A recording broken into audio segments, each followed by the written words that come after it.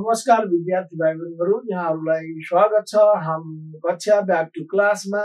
आज हामी विद्यार्थी भाइ बहिनीहरुसँग ग्रुप सी को अन्तिम प्रश्न 29 नम्बरमा सोधिने स्ट्यान्डर्ड डेभिएसनको प्रश्न लिएर आएका छौं। आजबाट हाम्रो विद्यार्थी भाइ बहिनीहरुको हाम्रो ब्याक टु क्लासमा हामीले छलफल गरेको ग्रुप ए, ग्रुप बी र ग्रुप सी को सम्पूर्ण छलफल यो एपिसोड पछि समाप्त हुने कुरा पनि यहाँहरुलाई हामी अवगत गराउँदछौं र ग्रुप डी का 4 वटा प्रश्नको लागि हामी थप एपिसोड विद्यार्थी भाइ बहिनी माझ लिएर आउने छौं। त्यसमा 4 वटा प्रश्नको मात्र हामीले हल गर्न बाँकी छ।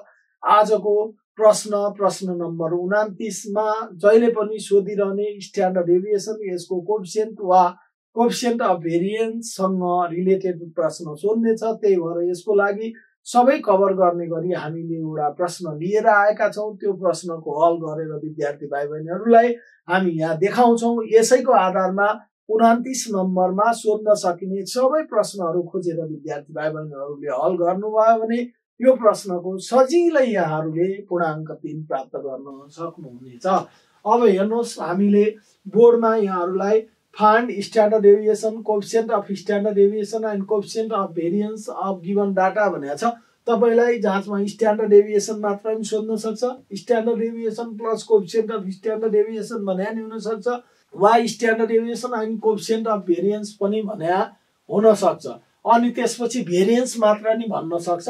यो सबै प्रश्नहरू एकै प्रकृतिको भएर यो सल्भ गरेर हामीले देखाउँदा विद्यार्थी भाइ बहिनीहरुले यहाँ सबै कुरो बुझ्नुहुन्छ जस्तो मलाई लाग्छ।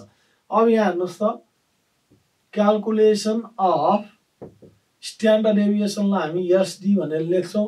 एसडी अनि coefficient of standard deviation, coefficient of SD and coefficient of भेरिएन्सलाई हामी सीबी भनेर लेख्छौं। के भनेर लेख्छौं र कोएफिसिएन्ट अफ भेरिएन्स। अब यहाँ अरूले यसलाई लेख्दा यहाँहरुलाई थाहा छ, सिम्पल मेथडबाट गर्न सक्यो भने, यसलाई रिड्युस गरेर गर्न सक्यो भने, जस्तो यहाँ मार्क्स अफ 10 ल मैले मार्क्स अफ 10 नै लेखेँ। मार्क्स अफ 10 हामीलाई यहाँ दिएको मार्क्स अफ 10 कति छ हेर्नुस् त, 0 to 10 छ, 10 to 20 छ, 20 to 30 छ, 30 to कति छ 40 छ, 40 to के छ 40 to 50 छ। यसलाई रिड्युस गरेर काम गर्नुभयो भने तपाईलाई सजिलो हुन्छ। यहाँ फ्रिक्वेन्सी हामीलाई कति दिया छ, फर्स्ट 7, 10, 14 अनि 12, 6 छ। यो सबैलाई जोड्नु भयो भने यहाँ n पाउनुहुन्छ। हेर्नुस् त, यो कति भयो, यो 18 भयो। 18 14 कति भयो, 18 प्लस 14 कति भयो 32, 42, यहाँ 49 जस्तो लाग्यो मलाई। हेर्नु त 49 छ।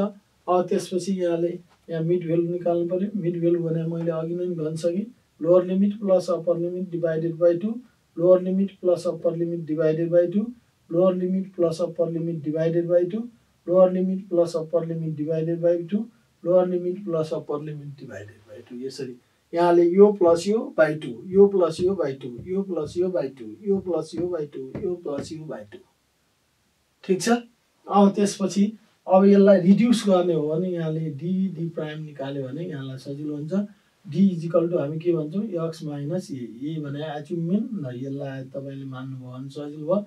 डी भने एक्स माइनस ए ल, 5 - 25 माइनस 20, यो कति भयो -10, यो 0, 10, 20। ल अझ डी प्राइम निकाल्दिनुस्। डी प्राइम निकाल्यो भने डी बाइ एच, एचलाई 10 लिनुभयो भने के हुने भयो, -2, -1, 0, 1, 2। ल अब यसपछि एफ डी निकाल्नुस् तपाईले। एफ डी प्राइम निकाल्दा के हुने हो, एफ डी प्राइम भने फ्रिक्वेन्सी छ डी प्राइमलाई। 7 2 जा कति भयो, -14। ठीक छ। अब 10 1 जा -10। ठीक छ। अब 14 0 जा 0। ठीक छ। 12 1 जा कति भयो, 12, 6 2 जा 12। अब एफ डी प्राइम स्क्वायर भनेर भन्दा एफ डी प्राइम स्क्वायर ल हेर्नु त, F D into D prime गर्नु भयो भने यो र यो मल्टिप्लाई गर्नु भयो भने यो आउँछ कि आउँदैन, ल हेर्नु त, यो दुईटा मल्टिप्लाई गर्दा कति भयो, यो 28 भयो, यो कति भयो 10 भयो, यो 0 भयो, यो 12 भयो, यो कति भयो 24 भयो। अब यहाँले के गर्नु पर्यो, समेसन एफ डी लाई डी प्राइमलाई जोड्नु पर्यो। सजिलो भयो नि त। यहाँले यो कति भयो, यो 24 भयो हो। कि होइन यो नि कति भयो 24 भनेपछि यो कति भयो 0 भयो कि भएन प्लस अफ माइनस गर्दा इजिली तपाईँले देख्न सक्नुहुन्छ अब यसमा summation of D prime square जोड्नुहोस् कति हुन्छ हेर्नु त यहाँ हेर्नु त 20 24 28 कति भयो 52 62 हो 74 हो कि होइन सजिलै अब यो क्यालकुलेटरले धेरै गर्नु पर्थ्यो हामीले नगर्ने गरी n इजिकल टु हामीसँग कति छ 49 छ ठिक छ n इजिकल टु 49 छ समेसन अफ डी प्राइम कति छ हामीसँग अफ डी प्राइम हामीसँग के छ 0 छ summation of D prime square हामीसँग कति छ 74 छ ठिक छ 74 छ अब नाउ हामीलाई के चाहिएको छ स्ट्यान्डर्ड डेभिएसन एसडी भनेको के दिन्छ summation of D prime square upon n minus summation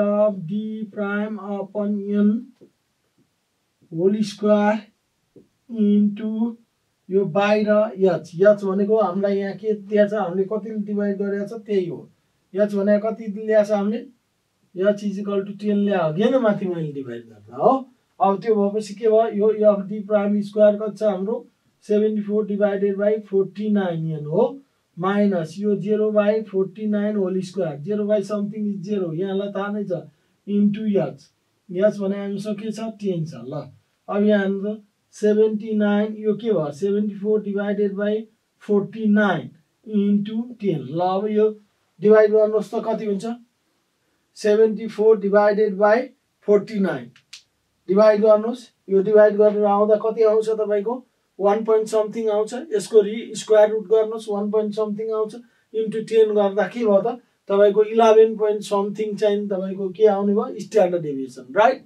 अब यो स्ट्यान्डर्ड डेभिएसन आइसकेपछि तपाईँलाई स्ट्यान्डर्ड डेभिएसन आइसकेपछि एक्स बार तपाईँ निकाल्न सक्नुहुन्छ एक्स बार भनेको केले दिन्छ हामीले गरे अनुसार A plus summation of D prime upon n into यसले दिन्छ ए भने हाम्रो कति छ 25 छ एफ डी प्राइम भने कति छ 0 49 इन्टु 0 भनेपछि यसको मिनिङै भयो 25 भयो राइट भयो कि भएन अब त्यसपछि यो आइसकेपछि तपाईँले के निकाल्न सक्नुहुन्छ कोएफिसिएन्ट अफ एसडी भने के हुन्छ कोएफिसिएन्ट अफ स्ट्यान्डर्ड डेभिएसन यहाँलाई के दिन्छ स्ट्यान्डर्ड डेभिएसन बाई एक्स बारले दिन्छ अब यहाँ आउने 11 point समथिङ डिवाइडेड बाई 25 भन्दा 0 point समथिङ आयो क्या सजिलै यो निकाल्नु भयो अब त्यसपछि तपाईँलाई सिबी कोएफिसिएन्ट अफ भेरिएन्स चाहियो भने standard deviation by x bar into 100% गर्नुपर्छ स्ट्यान्डर्ड डेभिएसन यहाँबाट आउँछ एक्स बार यहाँबाट छ इन्टु 100% गर्दा पर्सेन्टेजमा निकाल्नु भयो सो